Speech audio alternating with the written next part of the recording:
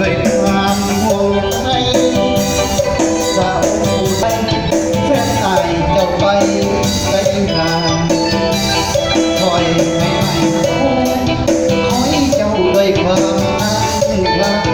ก่อนไปเจ้าให้ความหวังคอยนานจะหวนคืนมายืนคอยนอนอยู่วันทุ่งนา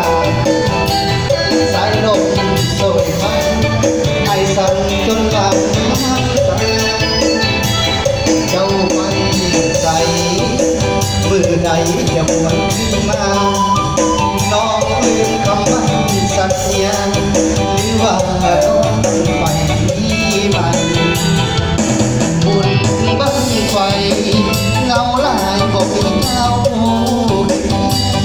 น้องอยู่ในเรือนหรืออยู่สวรรค์แดนใต้แผ่นดินที่เหนือน้องเบื่อไปแล้วเมื่อใดเบื่อคนจนที่หายจึงได้มีไม่มาขอวอนไว้ถ้าเจ้าสิ้นคำช่วยดลงามคำตาดำขึ้นบาดเล็กน้องเทียงหน้าหลังเก่าคอยเจ้าด้วยความมนหมองทุกวันไอ้ดัง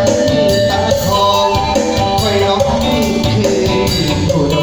นใส่เสร็จแล้วก็มาพบพี่น้องนักเรียนและที่มางานสมัยครับในประเทศสัญญาบัตรครับ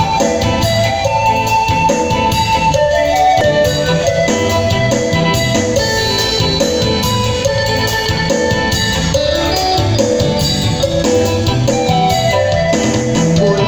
บั้งไฟเงาหลายบ่มีเจ้าน้องอยู่ในเรือนหรืออยู่สวรรค์แดนใต้